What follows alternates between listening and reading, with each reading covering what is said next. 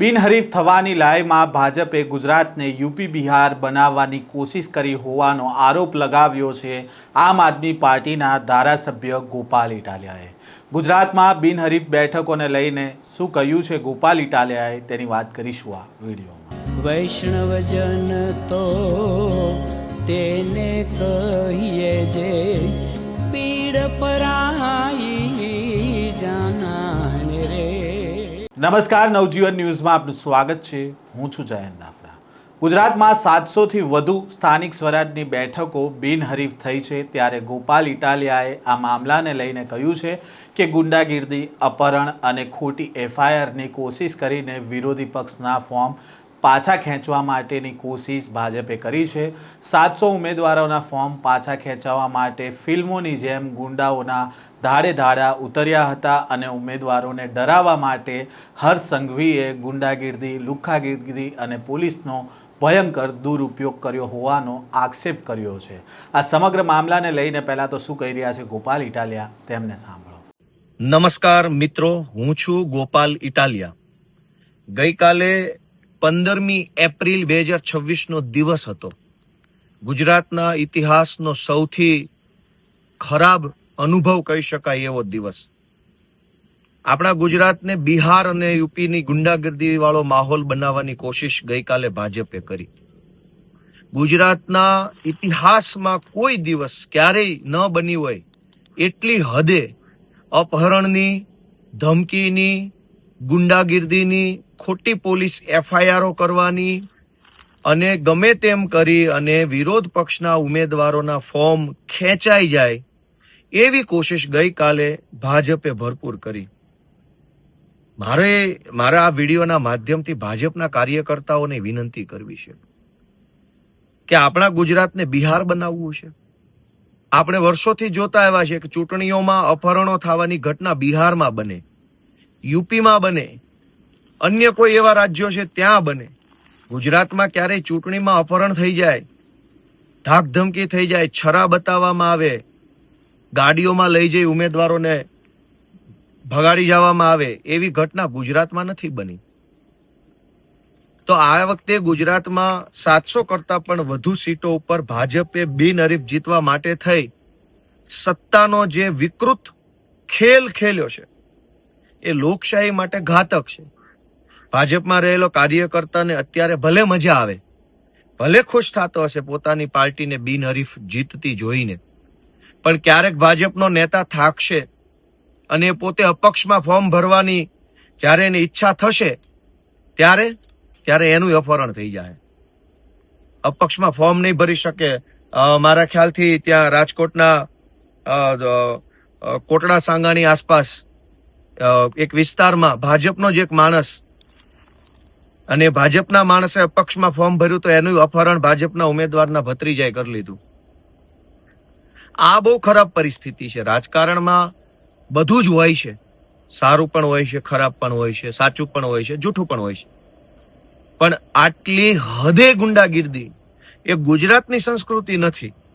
બધું જ છે અહીંયા, ટીકા ટિપ્પણી, આરોપ પ્રત્યારોપ, સાચું જૂઠું બધું છે જ, પણ ગુજરાતની પરંપરા એ નથી કે ચૂંટણીઓમાં ઉમેદવારોના અપહરણ કરી જવા। ગુજરાતની પરંપરા એ નથી કે આખા ગુજરાતમાં વિરોધ પક્ષોએ અને અપક્ષોએ ભરેલા ફોર્મ પાછા ખેંચી લેવા માટે તમે પોલીસ મોકલો। LCB, SOG, SP office, DYSP ઓફિસમાં બેઠેલા કેટલાક ભાજપના દલાલ ટાઈપના અધિકારીઓએ ગઈકાલે આખો દિવસ ધમપછાડા કર્યા ફોર્મ પાછા ખેંચાવી લેવા માટે। હજારો વિડીયો વાયરલ થયા, હજારો અલગ અલગ જિલ્લામાંથી હજારો વિડીયો વાયરલ થયા, જેમાં લોકોએ નરી આંખે જોયું કે આ ભાજપના માણસો અને કેટલાક પોલીસ વાળા ભેગા મળી લોકશાહીનું ખૂન કરી રહ્યા છે।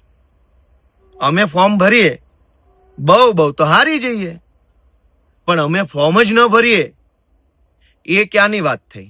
અને આ કોઈ આમ આદમી પાર્ટી કે કોંગ્રેસનું નુકસાન નથી। ફોર્મ પાછું ખેંચાઈ જાય, ચૂંટણી બિનહરીફ થઈ જાય તો નાગરિકનો મત દેવાનો અધિકાર જ આખો ખતમ થઈ જાય। આ મત દેવાનો અધિકાર છે ને એ કઈ ભાજપ વાળાએ આપણને ભીખમાં, ખેરાતમાં કે દાનમાં નથી આપ્યો।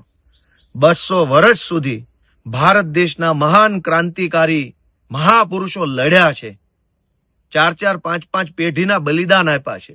જિંદગીઓ ખર્ચી નાખી છે.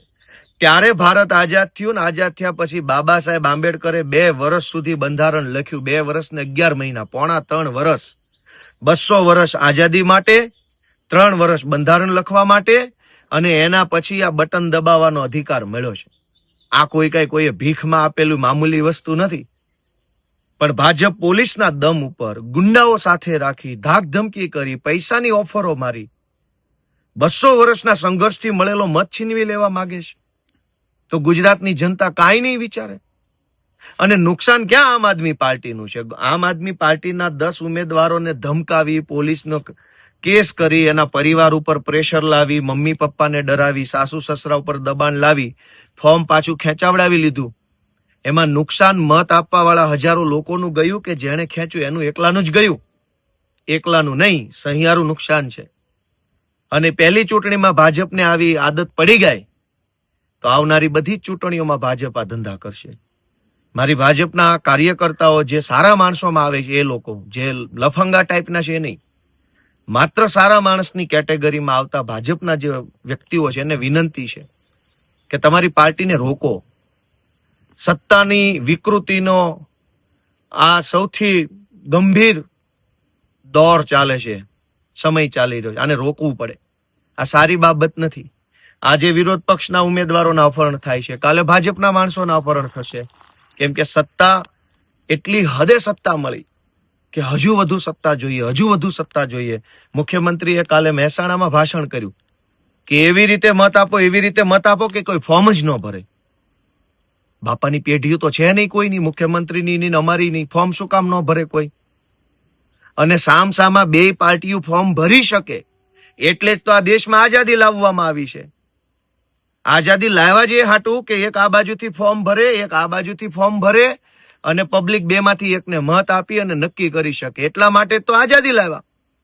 હામું ફોર્મ જ ના ભરવાનું હોત તો અંગ્રેજો હતા જ. ક્યાં કોઈ ફોર્મ ભરી શકતું હતું? ક્યાં કોઈને ફોર્મ ભરવાનો અધિકાર હતો? ફોર્મ ભરવાનું ક્યાં કોઈ વિચારી શકતું હતું? ફોર્મ ભરી શકાય એવી વ્યવસ્થા લાવવા માટે 200 વર્ષ આ દેશના મહાપુરુષોએ બલિદાન આપ્યા છે. અને 4 પૈસાના ભાજપના કેટલાક નેતાઓને મનમાં એટલો બધો અહંકાર આવી ગયો છે કે કોઈ ફોર્મ ન ભરવું જોઈએ, માત્ર ભાજપના માણસો જીતવા જોઈએ.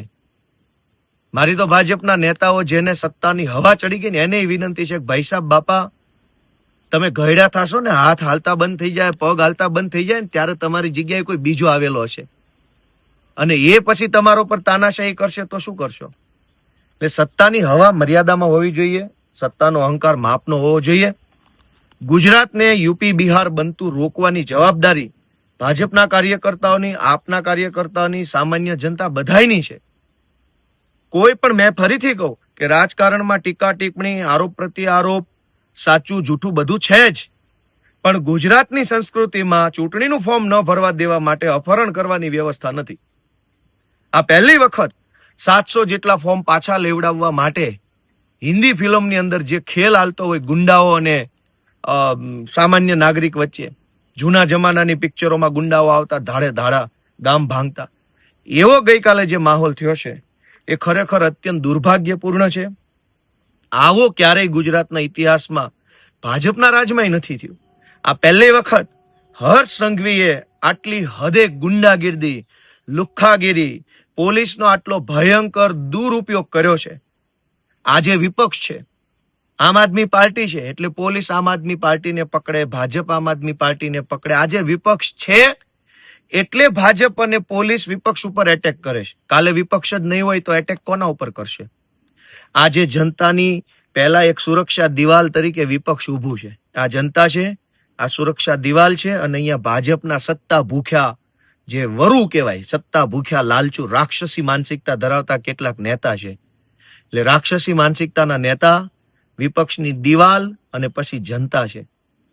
આ વિપક્ષની દિવાલ તૂટી જશે, આ દિવાલ હટી જશે તો આ સત્તા ભૂખ્યા રાક્ષસી માનસિકતાના નેતાઓ પબ્લિકની શું હાલત કરશે? લોકો જાગૃત બને. મારી એક જ વિનંતી છે કે આ ચૂંટણી સ્થાનિક સ્વરાજ્યની છે, પણ ગુજરાતને બિહાર બનતા રોકવાની જવાબદારી આપણા બધાની છે. એક વખત આ લોકોનું સત્તાનું અભિમાન ઉતારો, સાવણો દબાવો, એવી 2 હાથ જોડીને વિનંતી કરું છું. જય જય ગરવી ગુજરાત.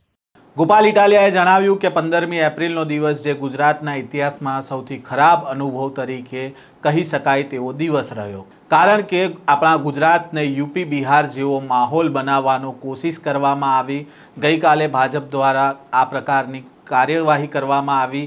ગુજરાતના ઇતિહાસમાં ક્યારેય ન બન્યું હોય એટલી હદે અપહરણોની ધમકીઓ, ગુંડાગીરી, ખોટી પોલીસ FIR કરવાની ધમકી અને ગમે તેમ કરીને વિરોધ પક્ષના ઉમેદવારોના ફોર્મ ખેંચાઈ જાય તેવી કોશિશ ભાજપ દ્વારા કરવામાં આવી હતી. આમ ગુજરાતમાં જે પ્રકારે બિનહરીફો બેઠક થઈ છે તેને લઈને ક્યાંક ને ક્યાંક ગોપાલ ઇટાલિયા નારાજ થયા છે અને તેને જ લઈને ભાજપ ઉપર તેમણે પ્રહાર કર્યા છે.